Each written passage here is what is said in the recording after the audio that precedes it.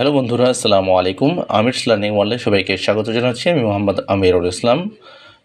আমিরস learning ওয়ার্ল্ডে এখন থেকে আমরা স্পোকেন ইংলিশ শিখবো এবং স্পোকেন ইংলিশের যে প্রথম ক্লাসটি সেটি হচ্ছে এই ক্লাসটি। এবং আপনারা দেখতেই পাচ্ছেন যে basic spoken English class, English for beginners, অর্থাৎ যারা ইংরেজি ভাষাটা শিখতে চান এবং যারা ইংরেজিতে কথা বলতে চান তাদের জন্য মূলত এই ক্লাসটি। আর যারা অলরেডি ইংলিশ খুব ভালো পারেন তাদের জন্য এই ক্লাসটি না করলেও চলবে। সো আমরা দেখি যে আমাদের কি রয়েছে আজকে। যে ইউনো আরিফ এর অর্থ তুমি আরিফকে চেনো। ইউনো আরিফ। তো এই ইউনো, এই শব্দটা, এই যে সেন্টেন্সটা রয়েছে, এই সেন্টেন্সের শুরুতে আমরা যদি বলি ডো ইউ নো আরিফ, তাহলে কিন্তু অর্থ হয়ে যাবে তুমি কি আরিফকে চেনো। Do you know Arif. আচ্ছা, এখন একটা জিনিস চিন্তা করুন, আমরা যখন কোনো ব্যক্তির সাথে কথা বলি, সেই ব্যক্তি যদি সামনে থাকে তখন আমরা তাকে প্রশ্ন করি কিভাবে, যে তুমি কি অমুককে চিনো, তুমি কি ভাত খাও, তুমি কি এটা করো, ওইটা করো, তাই না? কিন্তু যদি আমরা অপর ব্যক্তি সম্পর্কে বলি তখন আমরা কি বলি, যে সে কি তোমাকে চিনে। তাহলে দেখুন, চিনো আর চিনে পার্থক্য হয়ে যাচ্ছে না? সো এইখানেও এরকম যে ডো ছিল এখানে, যে ডো ইউ নো আরিফ, তোমার ক্ষেত্রে ডো, ইউ এর ক্ষেত্রে ডো। আর যখন সাবজেক্ট হয়ে যাচ্ছে হি, তখন আমাদের ইংলিশটা হচ্ছে যে ডাজ হি নো আরিফ, সে কি আরিফকে চেনে। ডাজ আকাশ নো আরিফ, আকাশকে আরিফকে চেনে। ডো দে নো আরিফ, তারা কি আরিফকে চেনে। ক্লিয়ার? ওকে, তো আমরা ডিটেলস গ্রামারে যাব না, যেহেতু আমাদের এটা spoken oriented class. That's why আমরা চেষ্টা করব যতটা গ্রামার কমিয়ে, যতটা গ্রামারটাকে শর্টকাট করে স্পোকেনটা ইমপ্রুভ করা যায়। আচ্ছা, তো এখন যে আমি আরিফকে চিনি না, এটার ইংলিশ হচ্ছে আই ডোন্ট নো আরিফ। আমি আরিফকে চিনি না। প্রথমে ছিল চিনি না, তার থেকে হয়ে গেল চিনে না। তো হি ডাজেন্ট নো আরিফ, সে আরিফকে চিনে না। এই যে চিনে না, এই হচ্ছে doesn't. They don't know Arif, তারা আরিফকে চেনে না। They don't know Arif. We don't know Arif, আমরা আরিফকে চিনি না।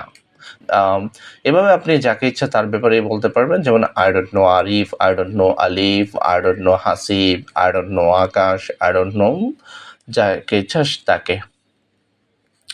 আচ্ছা, তো এরপরের স্লাইডটা আমরা দেখি। মানে হচ্ছে ইজ আরিফ আর ডক্টর। আমরা যদি কারো প্রফেশন জিজ্ঞেস করতে চাই, যেমন সে কি ডক্টর, টিচার আর ইঞ্জিনিয়ার, তখন সেক্ষেত্রে আমাদের এখানে একটা ভার্ব লাগবে, এটাকে বলা হয় অক্সিলারি ভার্ব। তো আমরা দেখুন এই ভার্বটাকে জাস্ট সামনে নিয়ে আসবো। Is Arif a doctor, is Arif a doctor, is Arif a teacher, is Arif an engineer. তাহলে এর অর্থ হবে কি, is Arif a doctor, Arif কি একজন ডাক্তার, আরিফ কি একজন টিচার, আরিফ কি একজন ইঞ্জিনিয়ার। তারপর দেখুন যে আর ইউ এ ডক্টর, তুমি কি একজন ডাক্তার। আর ইউ আ টিচার, তুমি কি একজন শিক্ষক। আর ইউ অ্যান ইঞ্জিনিয়ার, তুমি কি একজন ইঞ্জিনিয়ার।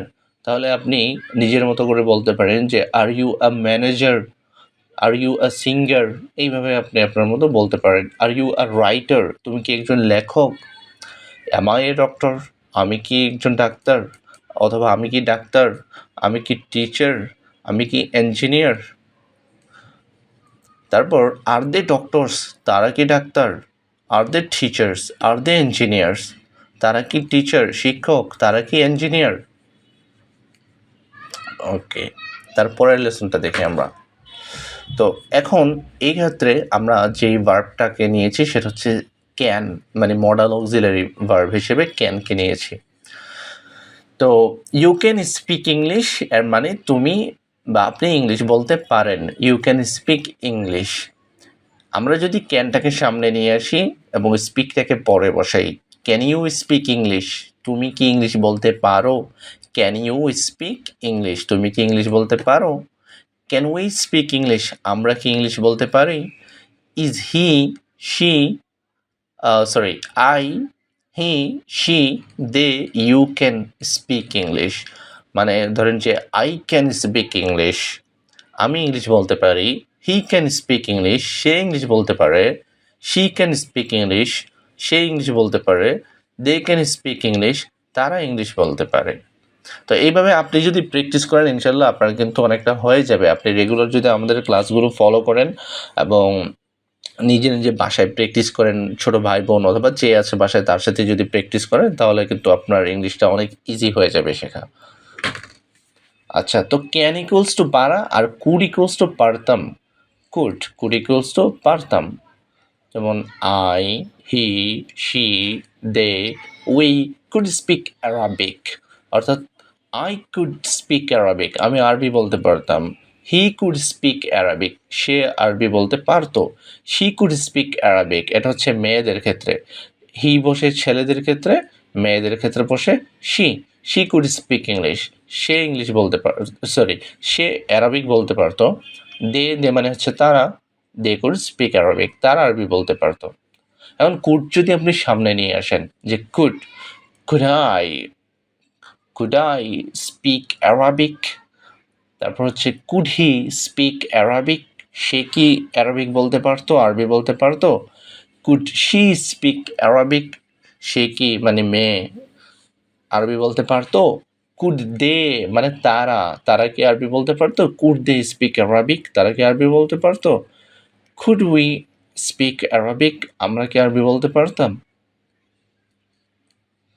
ক্লিয়ার? তাহলে আপনি এখন প্র্যাকটিস করুন।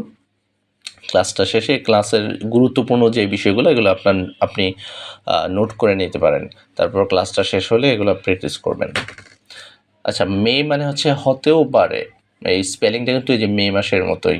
তো মে মানে হতে পারে, ফর এক্সাম্পল যে বলা হচ্ছে I, he, she, they or you, we or Alvi may come tomorrow, মানে আসতেও পারে নাও আসতে পারে। এটা হচ্ছে একটা মূলত সম্ভাবনা যে আই মে কাম টুমোরো, আমি আগামীকাল আসতে পারি।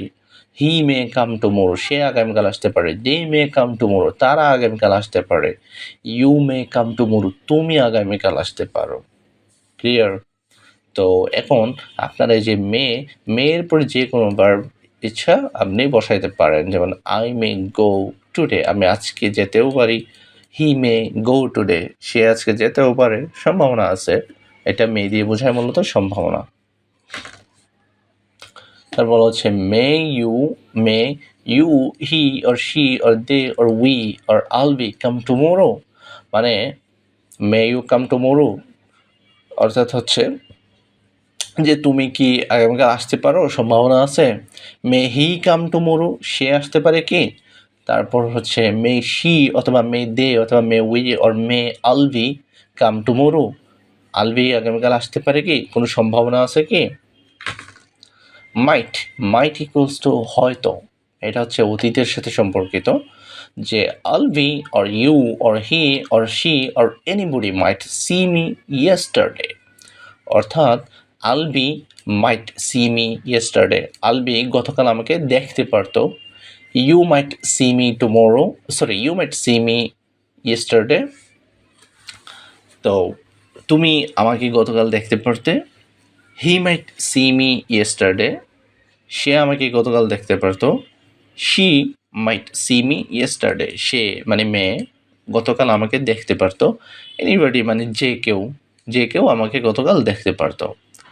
দেন he or she might invite me on the party, অর্থাৎ ধরেন যে কোনো একটা পার্টি হয়ে গেছে যেখানে আপনাকে দাওয়াত দেওয়া হয় নাই, সেক্ষেত্রে আপনি বলতে পারেন যে he she might invite me on the party, অর্থাৎ সে আমাকে পার্টিতে দাওয়াত দিতে পারতো, সম্ভাবনা ছিল। উড ইকুয়ালস টু করতাম, এটা হচ্ছে অতীতের সাথে সম্পর্কিত, অতীতের ভবিষ্যৎ। সো জিনিসটা হচ্ছে এরকম যে would you call me yesterday, তুমি কি আমাকে গতকাল কল দিতে। Would you call me yesterday, তুমি কি আমাকে গতকাল কল দিতে। I would call you yesterday, আমি তোমাকে গতকাল কল দিতাম। I would call you yesterday, আমি তোমাকে গতকাল কল দিতাম। I would help you, I would invite you, আমি তোমাকে দাওয়াত করতাম।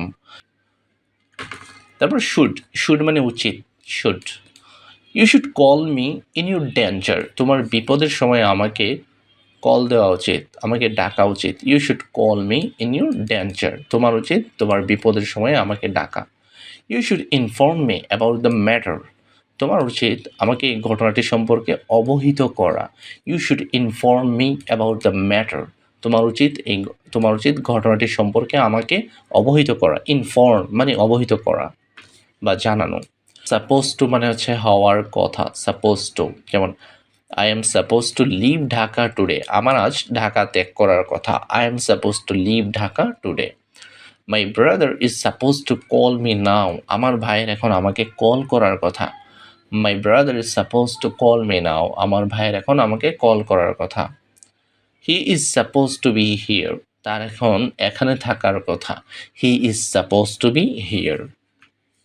You are suppose to do it. তোমার এটি করার কথা। You are suppose to do it. তোমার এটি করার কথা।